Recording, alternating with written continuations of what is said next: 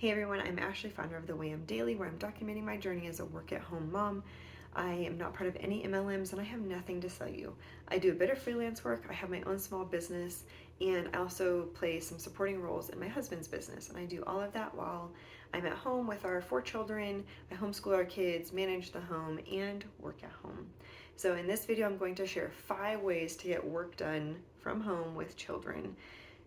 2 cost money, but 3 of them are free. And some of these might seem super obvious, and you might think it's kind of silly to even make a video about this, but sometimes I think as a work-at-home mom, you need the camaraderie. You need to know that that has actually worked for somebody else, or you just need the encouragement to just do it instead of thinking about it, dwelling on it, worrying about it, something like that.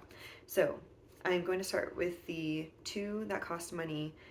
The first is hire a nanny or a babysitter to come to your house, play with your children, take care of them while you leave the home and go work somewhere else. So I did that for a while. We moved about 9 months ago. So before we moved, we had an awesome babysitter.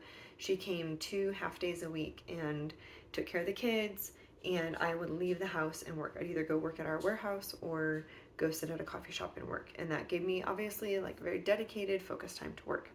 The other option for a paid way to get help, way to get work done, is to hire a mother's helper. And actually, while I'm recording this video, for the first time ever, we have a mother's helper. She is downstairs playing with the kids while I am up here working, and it is amazing.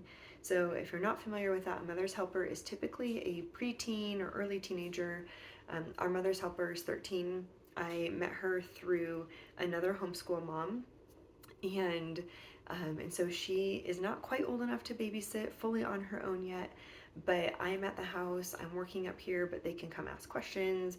I can help with snack or getting the baby down for a nap or whatever is needed, but her primary role is to play with the kids, read, do craft projects, just kind of oversee them for a couple hours while I get work done, and it's amazing.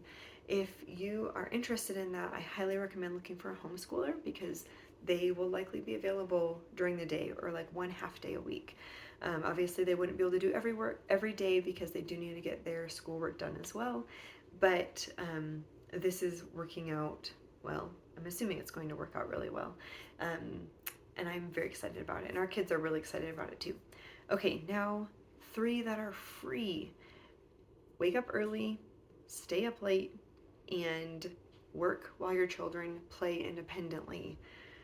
Again, these might just seem super obvious, but they work. These are all things that I've done and things that I'm doing right now. So wake up early, the first one here. I wake up around 5 o'clock every day and work from about 5 a.m. to 7 a.m. And that's 2 solid hours. Do that 5 days a week. That's 10 hours of work. That's a lot of time. You can get a lot done in 10 hours.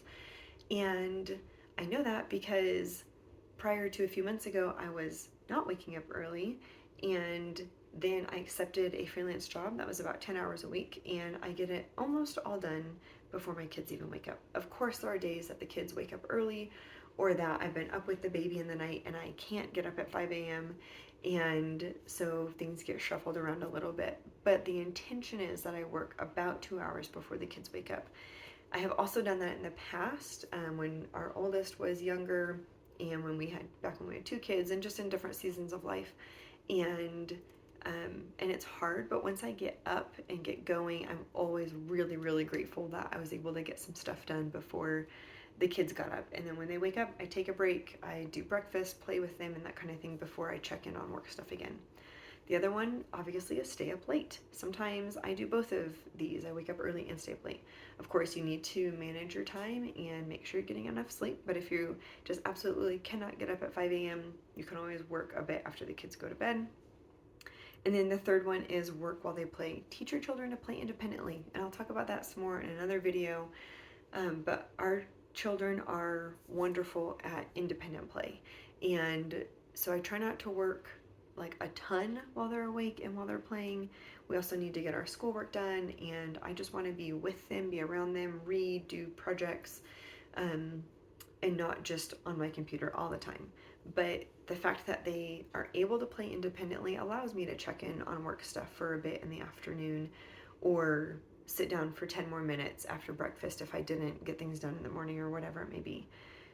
So if you hear all 5 of those options and you say, none of those work for me, none of those are viable options, you're crazy, then there's 2 things you need to consider. First, is it the right season to be working? I know for some people, working is not an option, so you kind of have to make one of those work.